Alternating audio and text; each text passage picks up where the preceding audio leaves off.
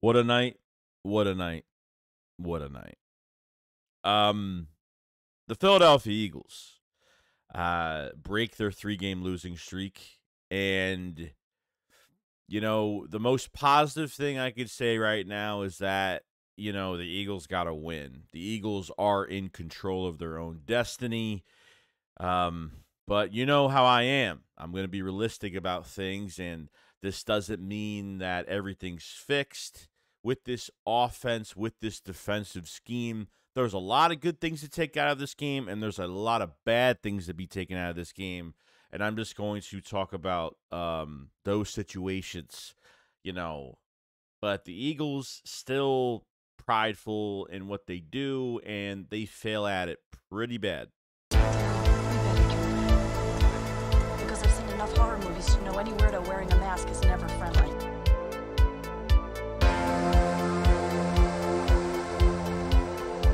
The one thing I'm going to take from this game that you're keeping this game close as it is, and take away the pick six from Jalen Hurts when Dallas Goedert slipped, and take away the awful, Zacchaeus running into Boston Scott on kick return and giving the Giants an easy score. Yes, this game is a lot lower. You know what I mean? So take those away. The game doesn't look so bad from afar.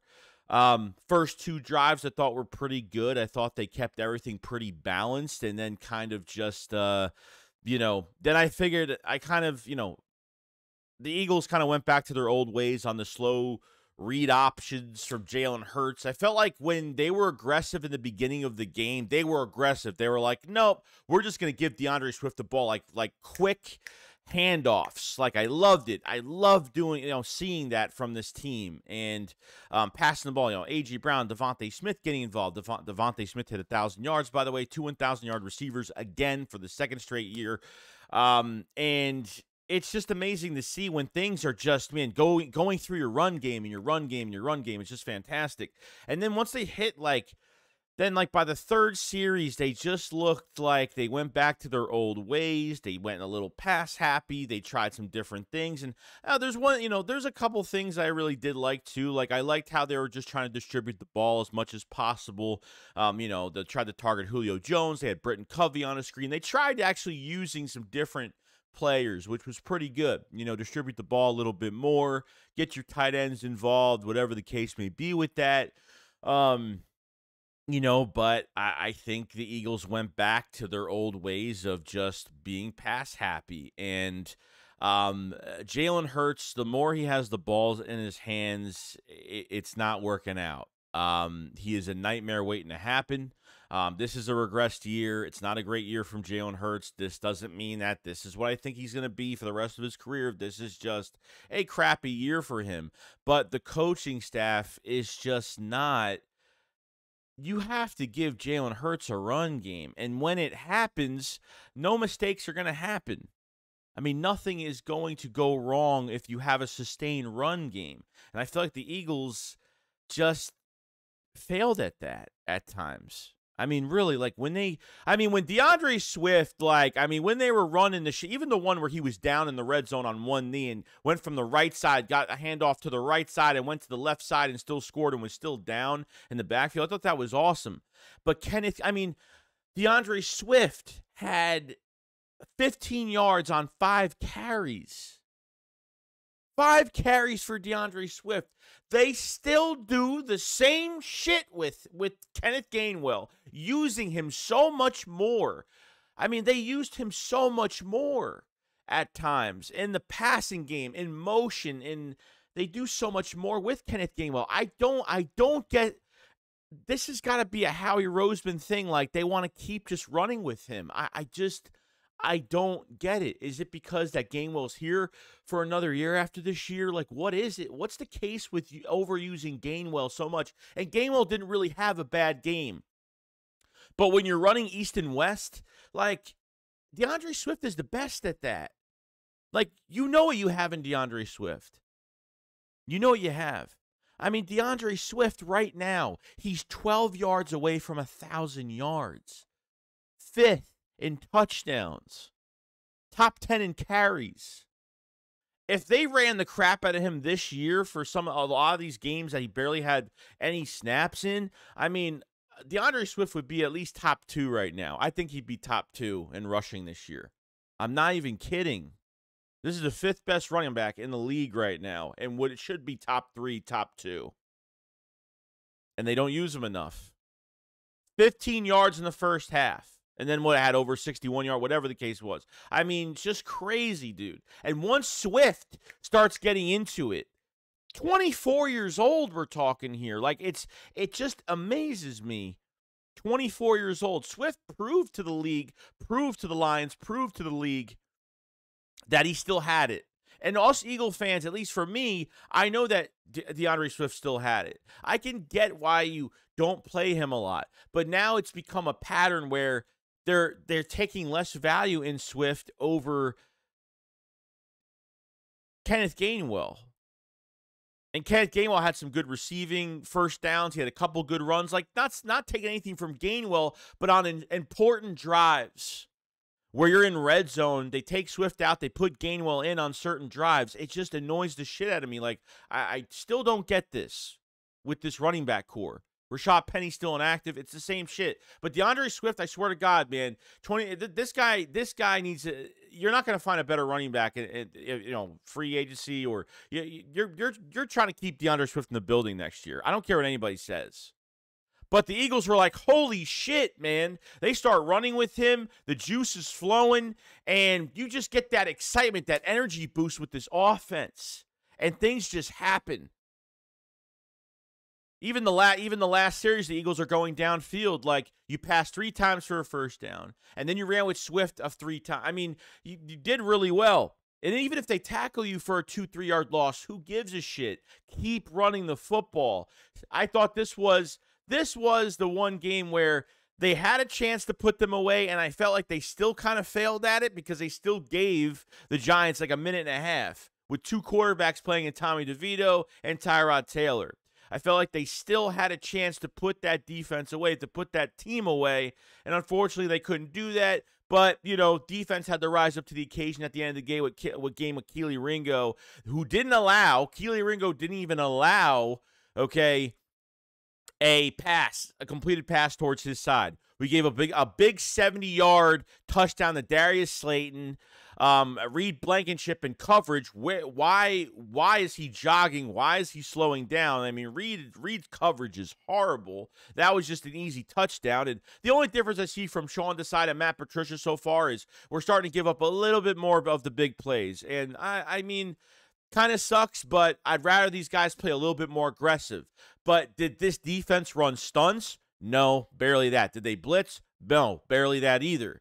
Okay, I thought Shaq Leonard played a really good game. I thought he played fantastic. He had like 6-7 tackles and a sack. Guy hasn't had a sack since 2020. And I felt like Shaq Leonard is starting to bring some juice to that defense a little bit, some tackles in the backfield and hard hits. And I thought Shaq Leonard might be coming to his own. Even after the game, he was kind of like, yeah, I mean, people were laying all, people were doubting me. And I thought he played really well. It was really nice not to see Nicholas Morrow in a game. Even Ben Van Summer, the undrafted free agent linebacker from Michigan State. I mean, I thought he played pretty damn good too at times. You know what I mean? Like, I thought he did pretty well. I mean, Nicholas Morrow might be probably one of the worst linebackers we have at this point. And I saw Nolan Smith was playing off the ball linebacker. I mean, I saw some different things, definitely. Some different things. The defensive line cannot get pressure at all. You had 1 sack the whole day.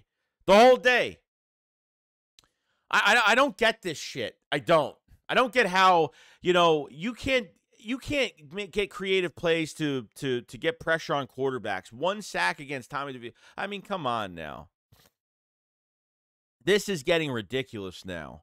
I mean, when you're not running stunts, when you're running just your basic line up and just play type defense, you're not going to get anything done that way. It's still a big fail, still a huge fail at this point.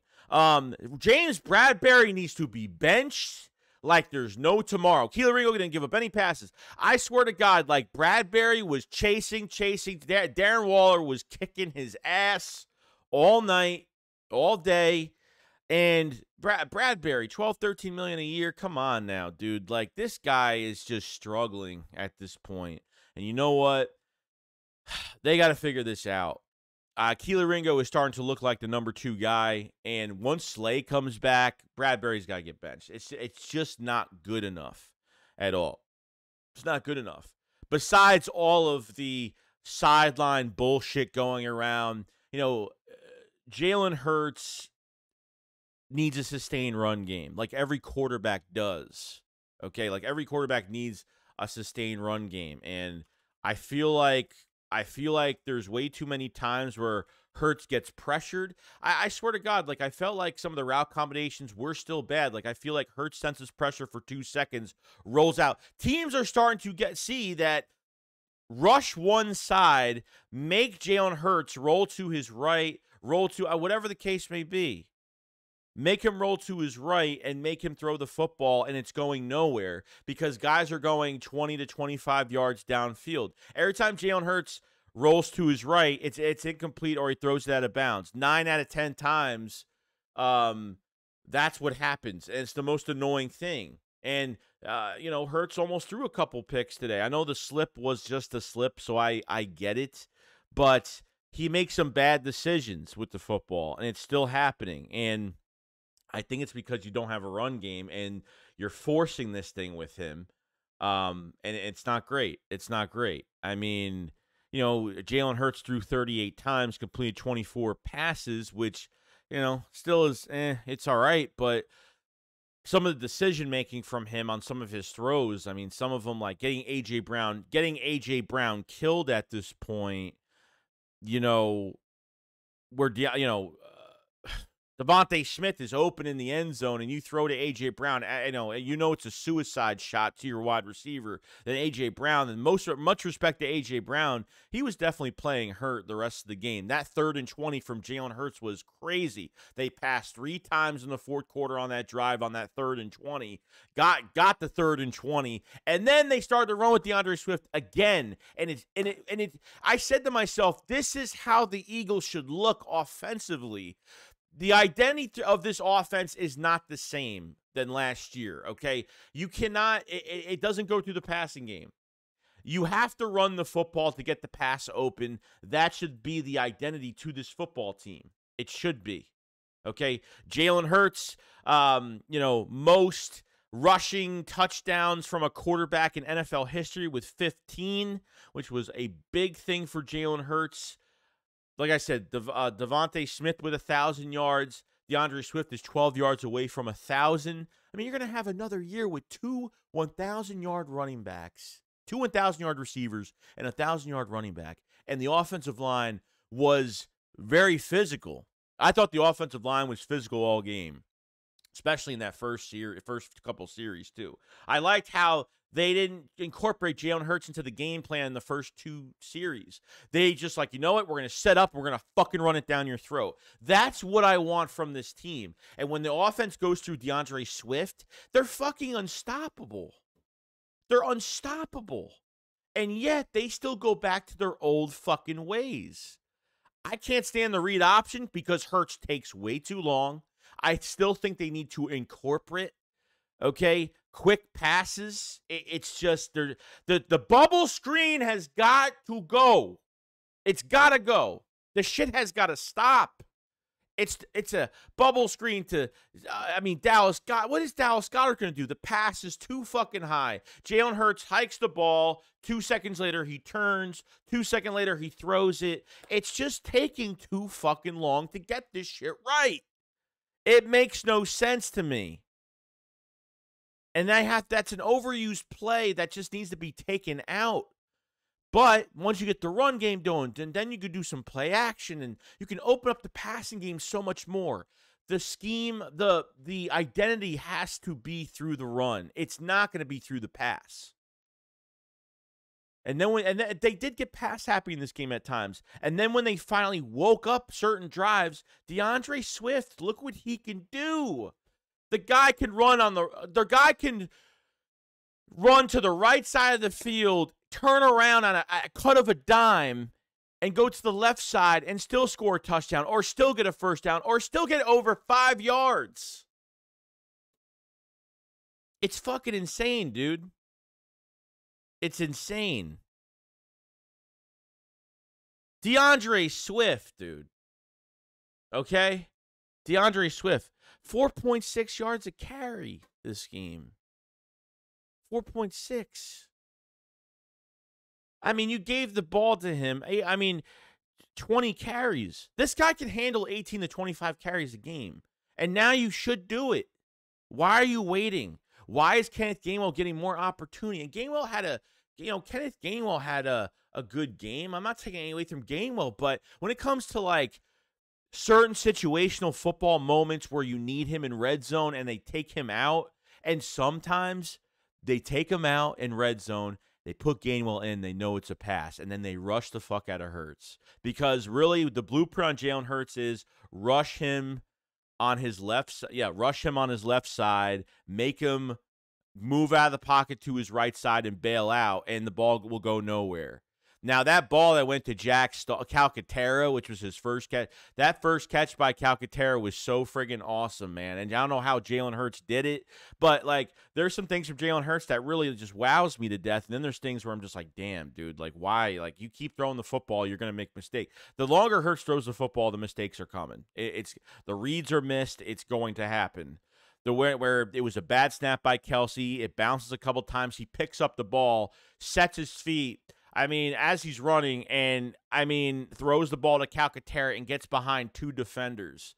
This is how bad the Giants are. The Giants are not good, okay? You're lucky you faced a bad fucking team. It's a good win at the end of the day, but how am I supposed to think this team is going to do much of anything in the playoffs? How am I supposed to be confident of that? If I'm not bitching about this team, then I don't care. If I am, that means I do care. That means I know they can play better. And I've been doing this the past 4 weeks. Oh, Joe, now they win, and now you're bitching about it. It's like, but how much do you now? You're not going to face a good team until the playoffs now. So we are almost to believe what we can believe. If the Eagles don't run with Swift, if the offense doesn't go through Swift, they're not winning a playoff game. Hurts has got to be more patient at times. I feel like he bails out too much. But because you're not a non-successful run game throughout the whole entire game, this is what's going to happen to you. And then mistakes are going to get made. And then it's going to be literally wasted play after wasted series after wasted series at points. That's where it's going to be wasted to the T of everything going on. And I don't think the players are fucking happy about this game. And I don't think they're happy about how this offense is run. And you know what? This defense, they're okay at times, but they can't get pressure. And we're not dialing up anything to be aggressive. Wink Martindale was blitzing Hurts all fucking night.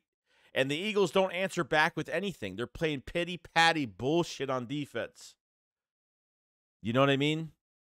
So I'm not a big fan of the defense as is since last year. I think we all know this, of this bend, don't break type shit, which I can't stand. But I think you have a team, that's climbing right now from a win, but it's not much to me. It's not much. Depending on what happens, what the seed looks like, can the Eagles get the second seed, whatever the case may be, and how the rest of these teams play, it all depends. But this was a mess. This was a mess at times. And we saw it on the sideline, which I'll get into it on another video. There's just too much shit going on with this team internally. Like, something's going on. Jalen Hurts is just has regressed, but it's just this is going to be a one-year thing. But if they don't do right behind him, he's going to struggle even more. No sustained run game. And, not the best passing game I've seen in my life. Still doing curls and cut. It's nothing crazy. Got the win, though. But how are they going to respond to a good team? Can you make these mistakes? You can't. I understand Dallas Goedert tripped. The play before that, he literally threw a pick. He literally almost threw a pick. on a crossing route in between two guys. And the Giants almost picked that ball off before Dallas slipped the next play for that pick six. Special teams fumble gave the Giants points. So take the 14 points off. Yeah, it was a big deal. Shout out to Britton Covey. 54-yard reception, first time they got the ball back on the punt return. I think it was 54 yards, something like that. Britton Covey, damn. And then one where it bounced. It was a bad punt to like the 45 or whatever it was, and it bounced, and Covey took it, moved all the way up and aggressively took it. Britton Covey, we talked a lot of shit about him beginning of the season, and, man, that man turned around. Michael Clay is becoming a pretty good special teams coach right now. I ain't going to lie. As much as we wanted him gone, a lot of things have turned around. A lot of things have turned around with special teams. And Britton Covey, fantastic. Fantastic. Hope he's the best kick returner. He's averages the most yards out of every punt returner in the league. So, there's a lot of shit. There's a lot of promise right now. Like, the promise is there. It's just that, do I believe the Eagles are going to go back to their old ways next game? Yeah, I do. I think they're not going to run with DeAndre Swift as much. They're going to do the same shit. Why realize in the second half that you have to run with Swift a lot more? Why do you do this shit? And I don't know if it's because they don't want to use Swift that much in the first half and really want to run the shit out of him in the second half, which I can respect, but still, like, this man can carry the ball. I mean, he can carry the ball over 18 times a game and be perfectly fine. And there's just this energy level that comes from the Eagles, and then the offensive line just plays better, and they get more. The offensive line played so physical in the run game. I absolutely loved it. Just loved it. I mean, like I said, there's things that can be fixed easily. I mean, this isn't like a big problem, but depending on what's going on behind the scenes and the sidelines, the coaches and having arguments, whatever the case may be with that, okay? Your offense has got to sustain here. Needs a run game. And the more Hurts passes the fucking ball, he's going to throw picks. It's going to happen. He's going to make the wrong reads. It's just not, this year is just a really bad year for Jalen Hurts. It's just a bad year. Missing checkdowns, missing guys wide open, getting your receivers killed on these certain plays. You're gonna get your receivers killed on these fucking bubble screens. The more times you do it, someone's gonna take a free shot at Devontae Smith, at Dallas Goedert. That's all it's gonna take. That play has got to be fucking cut out. So the Eagles win 33-25, and still atop of the division. We'll have a video later on today of more stuff that has happened, and a stream definitely. So look out for that. Let me know what you guys think in the comment section below of the game in general, what the Eagles need to do, what they need to fix, and what is the biggest problem right now. And trust me, there's plenty of it. But there's so much. The one thing I'll do say, like I said, there's a lot of promise with this team to be one of the best offenses. They just there's a pride, there's an ego thing, there's something going on to where they just can't fix something and not look the same in every single game. And just like they did earlier this season when the Eagles went through their gauntlet, every first half looked exactly the same, and the Eagles had to come back in the second half. So that's all I got to say. You guys enjoy the rest of your day, and I'll see you guys on the next one. Shakes, what up, follows up. Peace out, guys. Peace.